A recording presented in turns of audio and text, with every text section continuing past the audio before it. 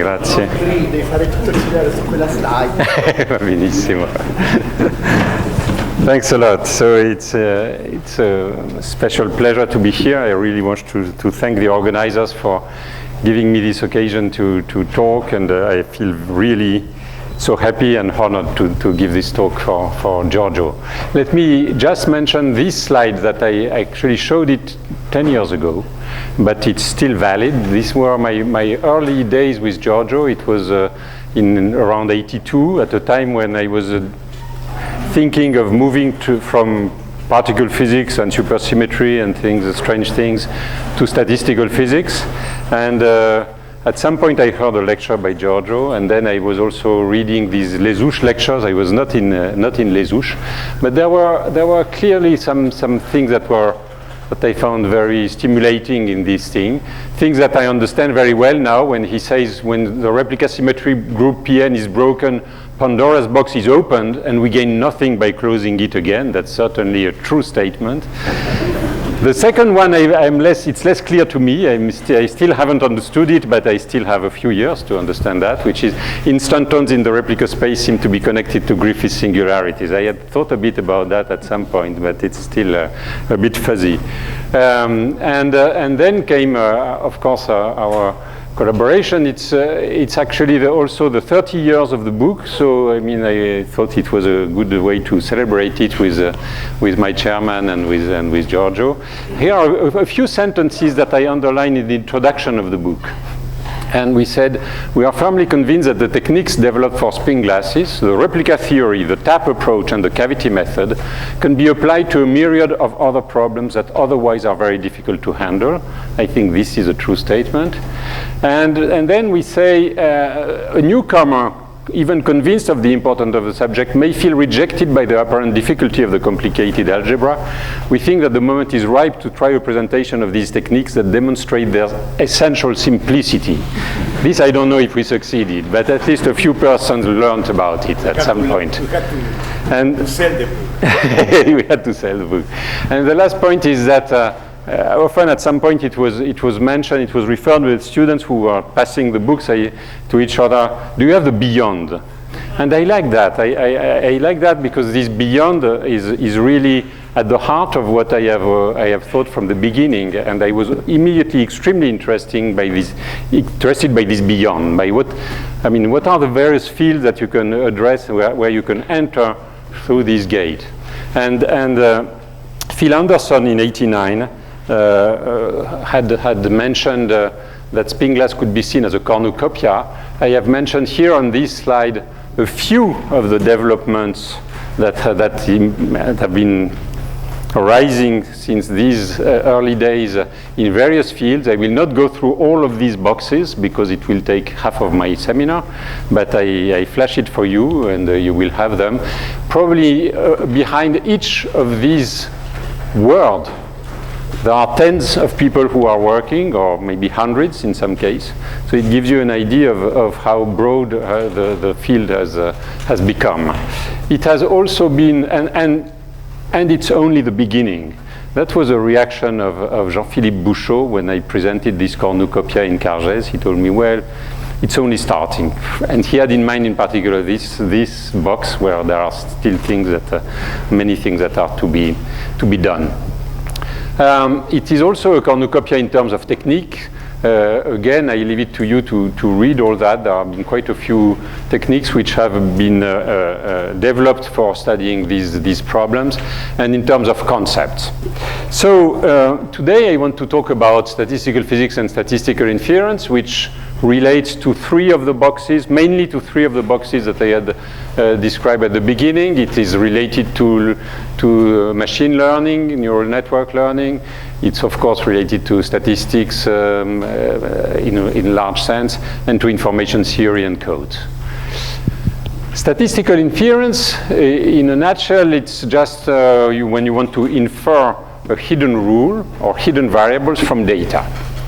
And the regime in which I am interested, in which maybe we physicists have something to say, is the regime which is more and more the one which is relevant now, which is a challenge that is presented by rules which have many hidden parameters. That is, we are in a situation where we have many hidden parameters, we have a lot of data, and in some sense, when you turn it with a Bayesian formulation, you will get into a kind of statistical physics problem.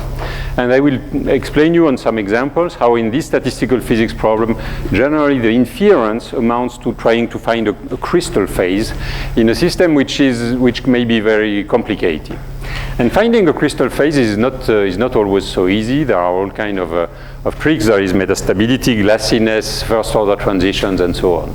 It turns out that in recent years, it has been realized more and more that the mean field method can be turned into algorithms, and that in many cases, these algorithms turn out to be very powerful as algorithm as such, and you also have with the cavity method the statistical study of the algorithms, which allow you to understand analytically its performance, at least in some case. So it is this story that I wanted to tell. So imagine that you have that you want to find a set of variables, x1, xn. There are many variables like that, and you have many measurements, and you will have a crucial parameter throughout the talk will be the number of measurements divided by the per hidden variable. And so I will address the two aspects, which is algorithm prediction and the quality of the inference. If you set up a probabilistic framework for that, you will have for your parameters, you will have a prior about these unknown parameters that you want to guess.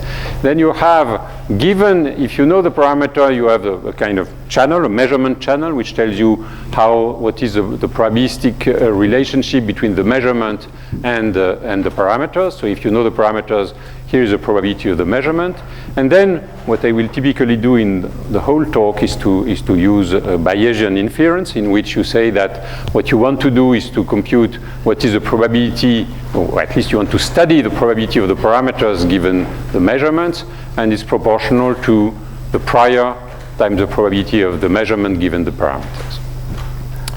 Often, and in many of the cases that I will show later on, you have independent measurements, and you have factorized prior. The prior is there is a basic measure on each of the variable. So it means that then the posterior will take the following form. It will be a product of weights on each of the variable, and the term which is due to the measurement amounts to a kind of interaction energy between the hidden variables, parameterized by the measurements. So this takes you immediately into a field which looks very much like statistical physics.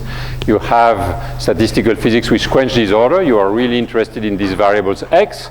You have quenched parameter y, and you have an interaction energy. And then many things can happen. You can have discrete or continuous variables that will be done here in the prior. You have interaction through this energy term, and this interaction could be short range in the case in which each of these energy involves only a relatively small number of variables, or in many cases infinite range. You have a disordered system, you have an ensemble. So it looks like a good old friend. It looks like a variant in general of the spin glass problem. Let me give you one example. I picked up this one because it's the one which has the nicest pictures. Imagine that you are interested in binary mixtures. So you have a black and white mixture, and you want to understand the growth of the white phase in the black phase. And basically, the way it is done experimentally is that you go to a synchrotron, you send synchrotron line on your sample, and you measure. On the other side, you measure what is the amount of light that has been received. And basically, assuming that the black and the white don't have the same absorption rate, otherwise you cannot do anything, then you will get on each of the pixels here, you will get a number which will give you basically the proportion of black and white that you receive. So, of course, if you have these measurements, imagine, so here I've given the image of a slice of your sample, but then you would do it in 3D. But so from this measurement, you get only a very partial information. On each on each of this row, I know the fraction of black and white. I cannot reconstruct the sample. So the idea is that in order to do that, you rotate your sample and you take many measurements. So if you have here L pixels that you measure and you take L angles, then from that you can reconstruct the whole information about the L square pixels. You can reconstruct your sample at the size given by the separation between two of the red lines. This is easy. It's just it's a linear transform that you have to invert. It's called the Mellin transform and the inverse Mellin transform. This is done routinely. Now the question that is asked is the following. Imagine that your sample is such that the domain size of the white phase and the black phase, this domain size is much larger than a pixel. So in the usual setup, what you do is that you do a number of measurements which is L squared. That is basically, it amounts to measuring each pixel by pixel. At least you get all the information. In principle, the amount of information in this image is much less than L square bits, because you could encode it by just deciding, by just saying, for instance, what is the boundary. You don't need to do all the rest. So there should be a way that you get the information without having to do L square measurement. So in practice, it would mean that you take your sample and you turn it, but not L times, but a smaller number of times.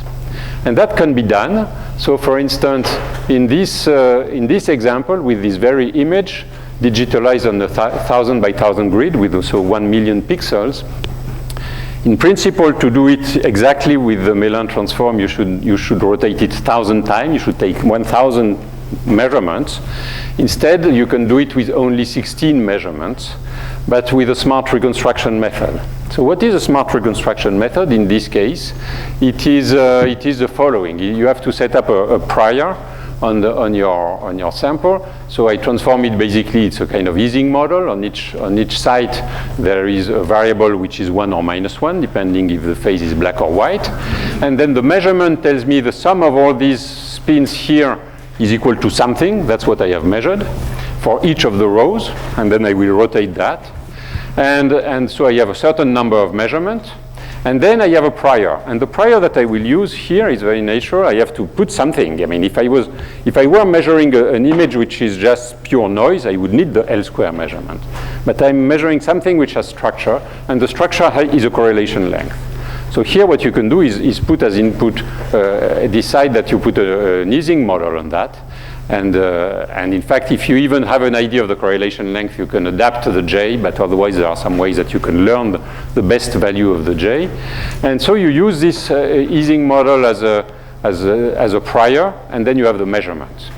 And developing mean field techniques for that, it turns out that this is how we can get this structure from a number of measurements which is much, much smaller than the total number of measurements. So this amounts, in some sense, to finding the hidden structure is what I call the crystal, and that is the target of the whole process. And in some cases, it may be that this crystal hunting that will be at the heart of inference, it might become very, very hard computationally, and I will give you some examples.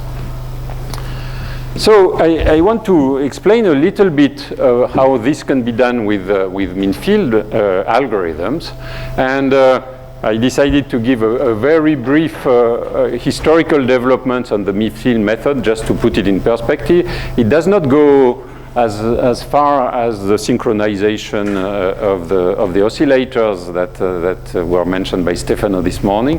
It starts at the beginning of the 20th century, because before that there was no statistical physics. So I mean, it was hard to have all these techniques.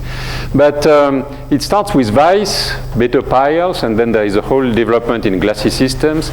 And then it took us, at least to physicists, it took a lot of time to understand that it could be used as algorithm. For some reason that probably we were not so much interested in algorithms, or, well, there were also some technical details that we had wrong, which was the way to use the mean field equation as algorithm. I will mention it later. So just for the fun of the history, we start with Langevin. Langevin studies the polarization of a single spin in a magnetic field, finds the response function, magnetization as function of the field. Weiss, a couple of years later, makes the hypothesis that the local magnetic field is the sum of the external field and an internal one which is due to the other spins around. And so he writes the equation m equal m0 L of bx plus alpha m over t. And this function here, when the external field is 0, he finds that there is a possibility of a spontaneous solution, spontaneous m. And then he goes to do the experiment and finds the correct value of alpha fits perfectly the experiment. So it was a beautiful piece of work. So in modern language, how is it? So this would be the naive mean field. Basically, you assume that the expectation value of the spin on site I is the tanh of the sum of the jij times the magnetization. And if it is homogeneous, you get this Weiss equation. Generally, this is useless in disordered systems. It neglects fluctuations, and that's clear because the correct formula is not this one, but it tells you that the expectation value of the spin is the expectation value of the tanh of the field. So, I mean, putting the expectation value inside the tanh is not a very legal move in general, except for large connectivity Curie-Weiss models. Bethe and Peierls improve on the solution a few decades later. Basically what they ask for, they compute the exact solution for the central spin and its neighbors, assuming that the neighbors are independent of each other. So in modern language, this is how it is written. You assume that you have 4 spins, and the joint probability of the 4 spin take this part. There is interaction of SI with each of its neighbors, and there is a local field on each of the other neighbors, and you get this equation for the magnetization. It improves. It's better. You get a better value of the critical temperature if you apply it to 2 or 3 dimensional models. It has a very nice, it is also nice because it is exact in 1 dimension and tells you that there is no transition, which is already much better. You can generalize that to disordered systems, and when you generalize it to the disordered system, basically you will use something which is the field which is acting on I in the absence of J, that is this notation here. The field on I when J is absent is equal to the sum of A tanh of each edge. I will not go into the detail. This is not written by Bethe and Peierls, but it is the idea of Bethe and Peierls when you adapt it to a disordered system. And this is called belief propagation equation. So it has a nice, very nice property that it has the same initial, so we call it BP, and we are fine with that, and we know the history now. So the BP algorithm now, if you really want to use that as an algorithm, well, you iterate this. You take this equation and you say, imagine that I have some value of these cavity fields. So these are cavity fields, so they live on the edges of the graph, and so there is one field on each edge, and you have the coupled equations for this field. If I have the field at time t, I compute the field at time t plus 1 by iterating that. Hopefully it goes to a fixed point. If it goes to a fixed point, it will be a solution of these equations. And this is easily generalized to any kind of multi-spin interaction, and that's at the heart of a lot of the methods that are used. Probably the first one to use that was Gallagher, using it for error correcting codes. And there are other people working in different fields. I mean, these equations have been invented and reinvented in different fields at different times. When is it exact? Well, it has one advantage, that fluctuations are now handled correctly, but one has to be very careful about correlations. One still has forgotten about the correlations between the neighboring spins. I mean, they may be correlated, and one neglects that. So it's exact in 1 dimension. It's exactly the transfer matrix algorithm, actually. It's exact on a tree.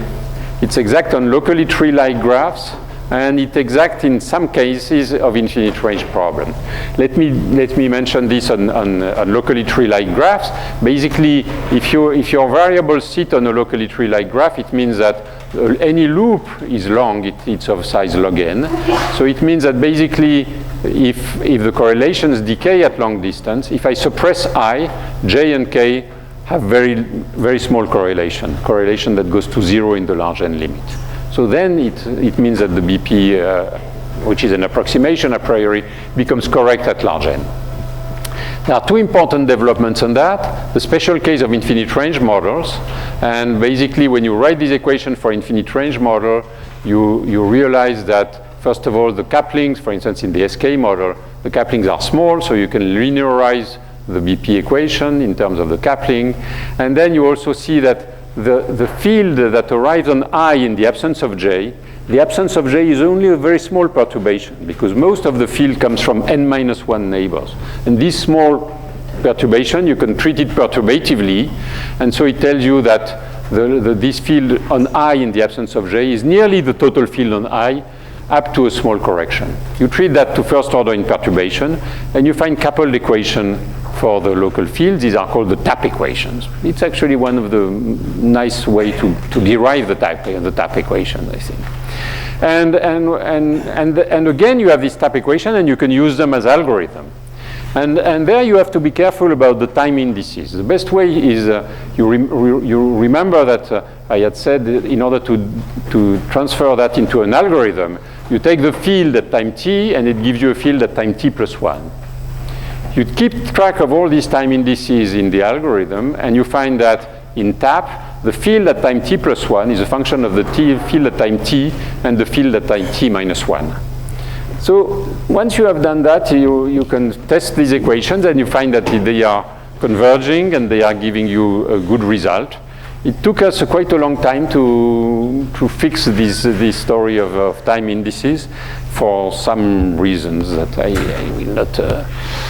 will not address. Science sometimes can take some detour, but in the end it was fixed, in particular thanks to Erwin Bolthausen, and so now we can use that. In information theory, these equations are studied and used in many contexts under the name of AMP, approximate message passing. Then there is a question of what happens in a glass phase, because here I told you, for instance, if you have a system with a local tree-like property, I told you, well, if I take away the site I, then J and K are very far away. But it may happen that even being very far away, they are correlated. And that happens typically if you are in a glass phase. And so what you should do then is restrict to one of the pure state. If you restrict to one of the pure state, the correlation decays at large distance. And you can again use these equations, but they hold only in each pure state. And then what you should do is do a statistics of the, so you have a message like that on each edge for each pure state. And what you could do is use the statistics of all the message, the statistical property. You take one message at one pure state at random, and you see on the edge ij what is the probability of the field that the field hij alpha takes a certain value. And you can write a recursion relation for this probability, and this is at the heart of the survey propagation method that we developed for satisfiability problem, KSAT, and so on, random KSAT.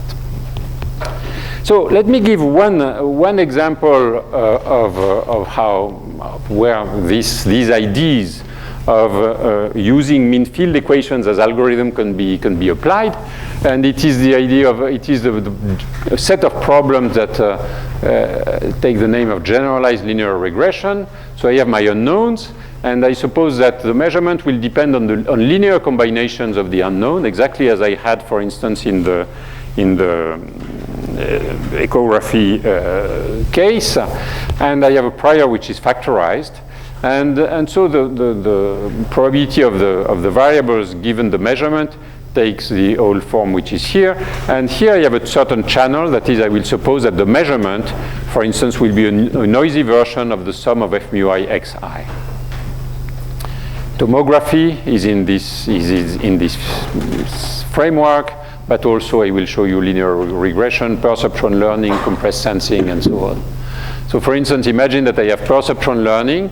Then what I need to do, I have a I have to find the value of the weights of what Ricardo was calling WI. They are called XI here, and I want to find them starting from a database, and I have a database with a certain number of examples. For the pattern mu, I have an input which I call f mu I, which is the input on the neuron I in pattern mu, and I have an output which is y mu. And given this database, I know that I should find the x such that for each pattern, I get the correct output. So it means that here the output channel is the following.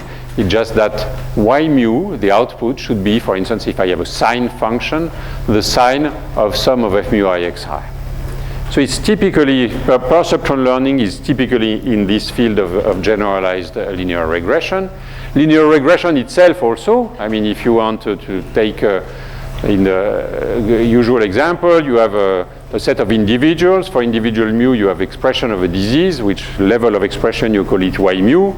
And you want to understand what is the influence of various factors. So you measure the various factors, the blood pressure, the whatever, the age, the weight, and so on for each of the individual. You gather that in this matrix, f mu I, the value of factor I for individual mu.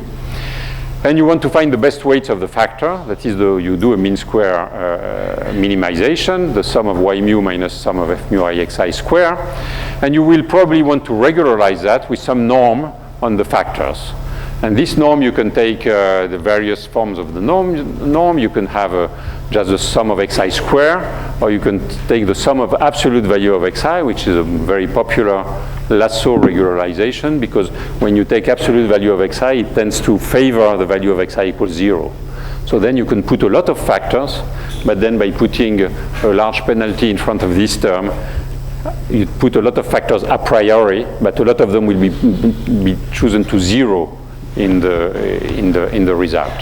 So here it also fits in the general framework. The P out will be just a Gaussian weight for this part here, and the prior is just the regularizing factor, and you get an exponential version of this minimization.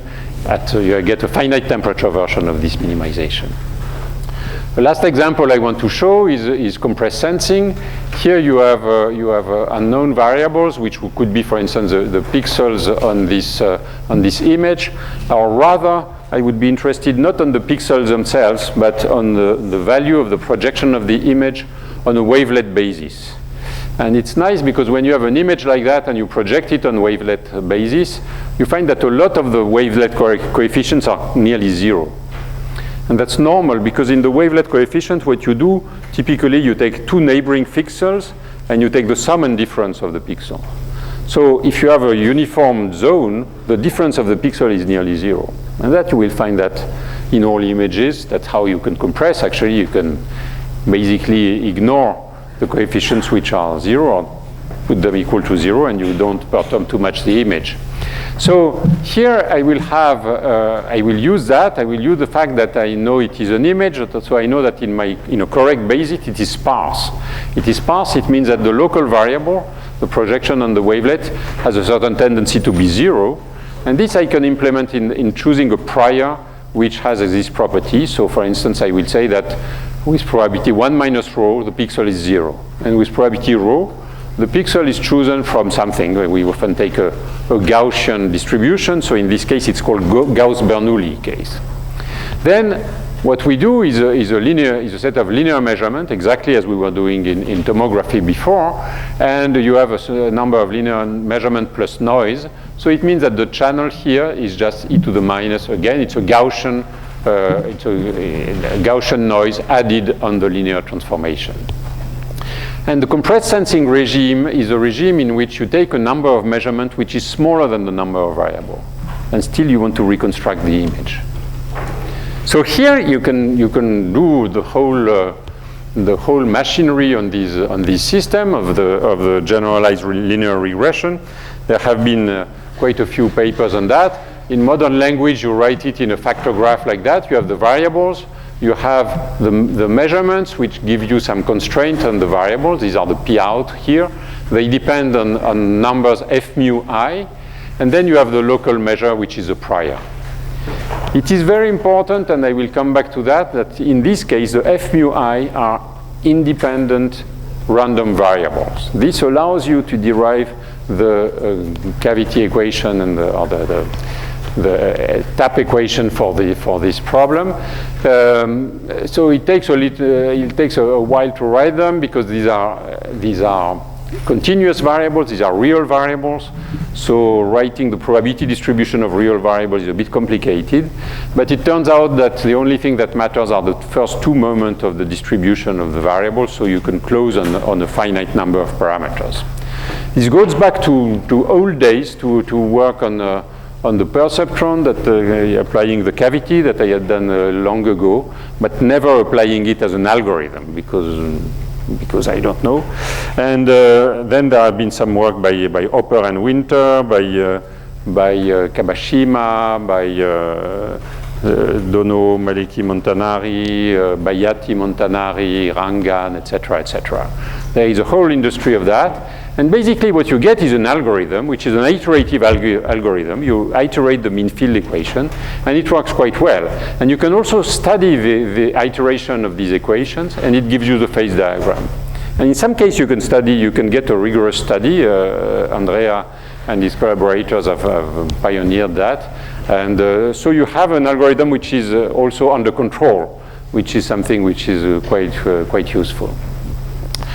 A benchmark is a noiseless limit of compressed sensing with IID measurements. So this is a case in which you have a system of linear measurement. You have no noise. You have this signal. Sorry, this should be x is equal x1, xn. It has n component. You have m measurement. And you know the measurement matrix. It's a m by n matrix. And m is smaller than n. And knowing y and f, you would like to deduce x.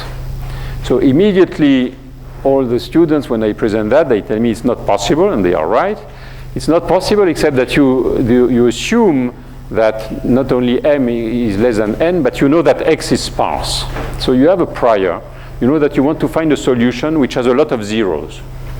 So in principle, when you do that, there is a simple way to do it, which is to guess the positions of the zeros. So for instance, if I guess that the first few terms are 0, then I can again run this algorithm, and maybe if the number of zeros is such that the number of non-zero is smaller than m, then I have enough equation and I can reconstruct the signal. Okay. The problem is that guessing the position of the zero, it takes time because you have a large number of variables, and so it's a combinatorial, it's an explosion of the time which becomes exponential. So you should do better than that. So various approaches have been devised. You have large number of variables. You have, say, a fraction of rho, which is non-zero variables, and alpha is a fraction of equations. You can solve by enumeration, basically when alpha is larger than rho, but it's a very slow algorithm. And you have an approach which is very standard, which is the L1 norm approach, which amounts to saying, let us try to find an n-component vector which satisfies all the equations, and such that the L1 norm, that is the sum of absolute value of xi, is minimal. That's a linear problem with a linear constraint, or piecewise linear constraint. It's a convex problem. You can solve it by a smart algorithm. It takes some time, but it can be done. And so that's a very efficient way, and it has been studied a lot since the first works on this problem by Dono, Candes, and Tao, etc. And then there is another approach, which basically is the one that I have been describing so far, and in which you study the measure in the zero noise limit. You have this measure, you have the prior, and the constraints due to the measurement. And you write the tap equation for this. So I will assume here that the crystal, the configuration that you are seeking, has been planted by a teacher, and so it has been, and the teacher had a certain probability distribution for the non-zero variable, which is the one of the teacher. And now I am the student, I want to find the crystal, and I will use my own probability distribution, I will use my own prior. I know the measurement, but I need to guess the prior. And it depends whether I have the right, whether my prior is the one that has been used to generate the sample or not. And here is the performance that you get. This is the density of non-zero variable. This is a fraction of measurement. So below the red line, it's impossible by any algorithm to find the result. You don't have enough measurement. Sorry, above alpha equal 1, you have more measurement than unknown, so it's trivial. You just invert the linear problems. It's totally trivial. The question is to go below that. And here is the boundary for the L1 norm. So there is a phase transition. I mean, if you decrease the number of measurements, there is a critical value below which it does not work anymore. This is universal. It does not depend on what the teacher has done to create the problem. Here is what you use, what happens when you use the TAP, BP, IMP equations. You see that here, if I had a Gaussian signal and I use a Gaussian prior, I improve with respect to the L1, so I go into this zone. So it means that I am gaining quite some factor in the number of measurements. It's something that is substantial. I mean, if you gain 10% in the number of measurements, if you apply that to functional magnetic resonance imaging or scanner or whatever, you gain 15% of time in the use of the thing. You stay less in the machine. I mean, so it's worth it for a lot of reasons. So, but if your prior is not very well adapted to what had been planted, to the thing that you were looking for instance, this is a case in which the teacher perversely had planted a system in which there was components which were zeros, but the ones which are non-zero, they were 1 or -1. And the students still take a Gauss-Bernoulli case in which you say some components are 0, but the others are Gaussian distributed. Then you don't improve much with comparison to L1. So basically, if I take this diagram here and I take a fixed density and I look at what happens when you vary alpha from above, so I have a very easy phase above alpha equal 1. Here I can do it very fast, and then I have a phase transition. Here it is practically impossible, very hard. I don't have any algorithm except the enumeration, and here it's totally impossible. So the basic phase diagram you get is this one. That is when you start from here, that's large alpha, it's very easy. There is the first phase transition, it becomes hard. It means that in principle it's doable, but your algorithm does not get you there. And then it becomes impossible. So pictorially, what happens is the following. Here you have the crystal, which is easy to find. You have a simple energy landscape. You have enough measurements that you can sample it well. So any kind of algorithm like belief propagation will find the crystal very easily. Here it is impossible because you don't have enough measurements. So you don't have enough. So your energy landscape has many potential crystals, and you are not able to distinguish between them. Here you have enough information in principle, but you have a very shaky energy landscape. So there is a crystal state on one hand, but there is also a lot of metastable states. And you have the system gets trapped, and it has a very long relaxation time, and you cannot reach it by iterating the mean field equations. So this is a dynamical phase transition. It's ubiquitous in statistical inference that the phase transition that limits the performance of error correcting code. That's exactly the same one. There has been around this conjecture that all local algorithms freeze there, that they are not able to go beyond this point. This, for instance, this conjecture is supported for error correcting codes. You can find that it is the same value of the threshold that you get by looking at simulated annealing decoding or looking at mean field equation decoding, for instance. So it is supported by this kind of conjecture. How universal is that? That I think this is one of the bigger challenges that we are facing, and one has to be a bit careful. That's why I was also paying so much attention to the swap algorithms, because I mean, I still think, and we don't agree with Mathieu, but I still think that the swap algorithm give an example of something that can happen when you extend the space. Basically, you add an extra dimension of the space that allows you to get around these dynamical barriers. And so in this case, it's something that is that has to be studied. But so the status of this conjecture is not settled, and I think it's an interesting one. Just to say that this idea of a crystal and the glass and so on, it's not only words that I apply on algorithm, they can also be built in order to, yes, Andrea.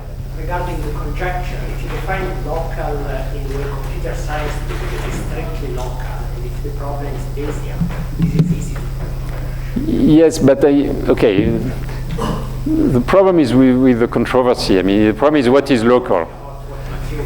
The problem is in the definition of local. I agree.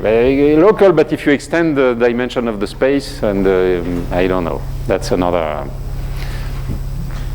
And so, yes, just to show that the idea of a crystal and the glass is not just pure words, but it can be turned into improved algorithm. You can get around the glass trap in this compressed sensing phase diagram that I was showing before by really shaping the matrix of measurement. So far, I had a matrix of measurement which was IID, Gaussian random numbers. For each measurement, it picks, it weights the pixel I with f mu I, which is taken at random from a Gaussian distribution. Now you know that there is a glass and you want to get a crystal. And what you do is that basically you structure your variables into blocks. And you will couple the blocks, and you will do some measurements on the first block. You will do a lot of measurements on the first block. This block here, it's larger than the other ones. So it's a large one, and here you have a square block. It means you have enough measurement that you can decode the full block. And then the variables in the first block, they are also involved in the measurement of the second one. And the variables in the second one are involved in the measurement of the third one, and so on. So you measure, basically you have devised your measurement in such a way that you group the variables in blocks, which are mean field. In each block, everybody is connected to everybody. And then you couple this mean field model on a line. And then you put a lot of attention on the first block. And so you will decode it, and it will seed the crystal that you're looking for. And basically the decoding will start from the first block and propagate like a crystallization. And that's what you see. You see the mean square error as a function of block index. For after time t, you are here. After 10 steps, you are here. You have completely decoded the first two blocks, and the rest is bad. And you see that after time 100, you are there, and you have this wave of crystallization. And doing that, you can show that you get all the way down on my phase diagram. I had this phase diagram with the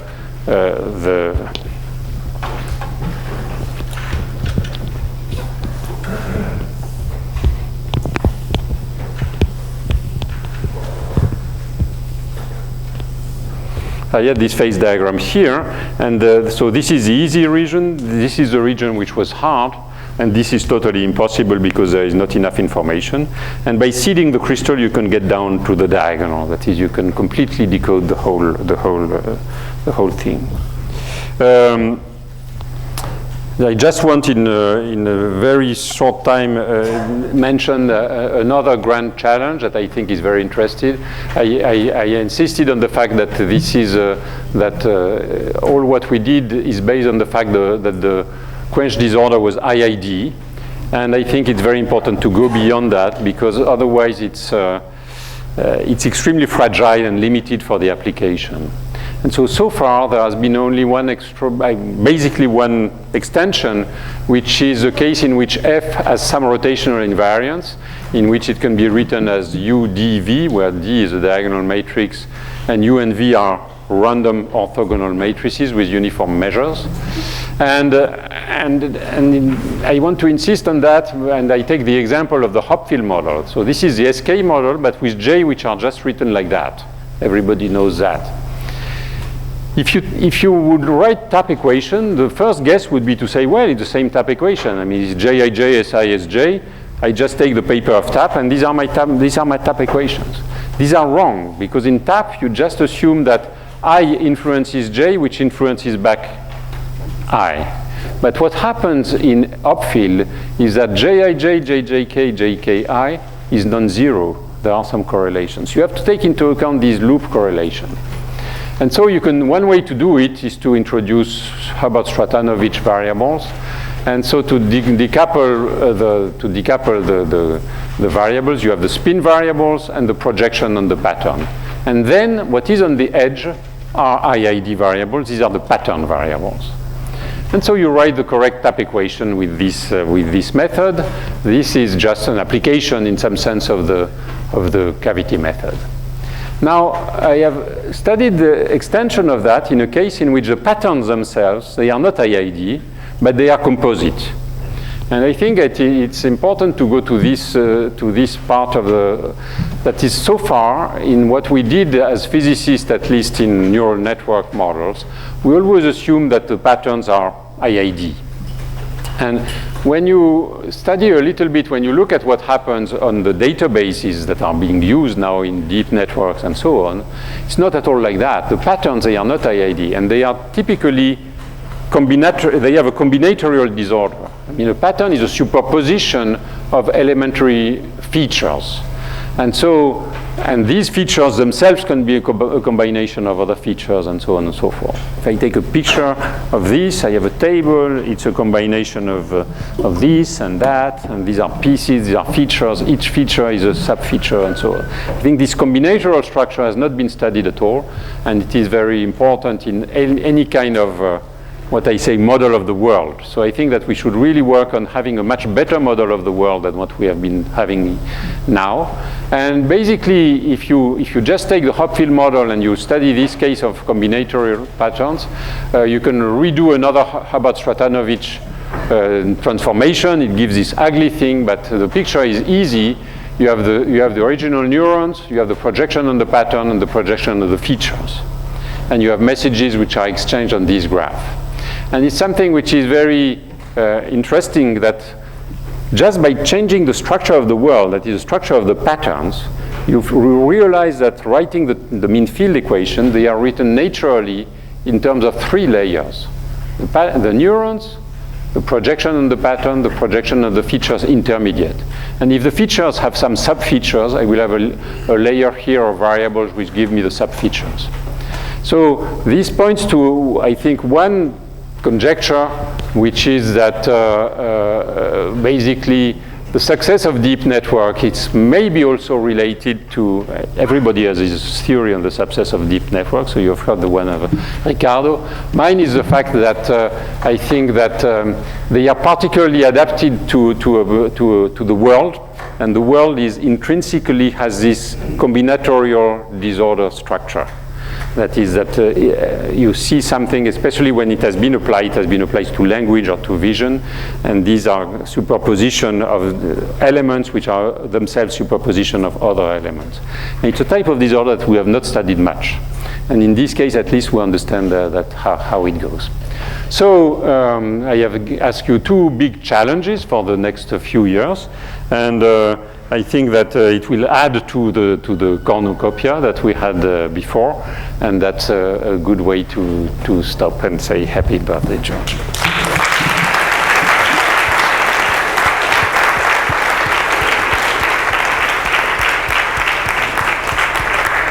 Thank you, Marc. Very, very nice. Question?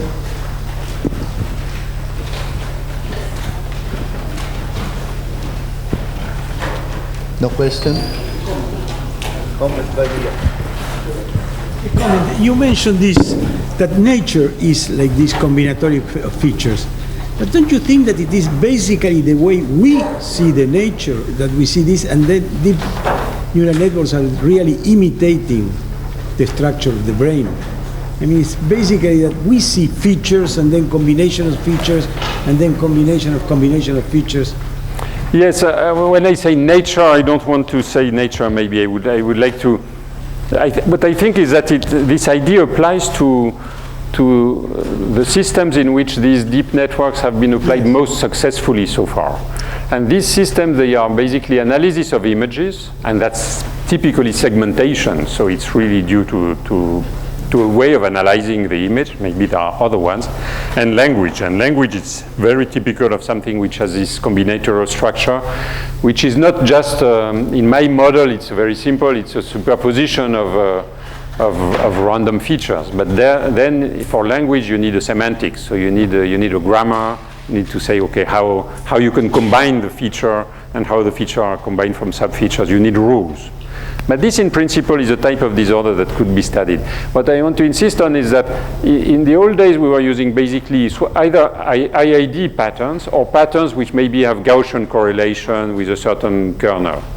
And I think that this combinatorial disorder, it's a different class. I mean, it's not something which is in the class that it's not captured by a two-point correlation. It's a more subtle one. And it needs work in terms of probabilists and statistical physicists working on it. Any more questions?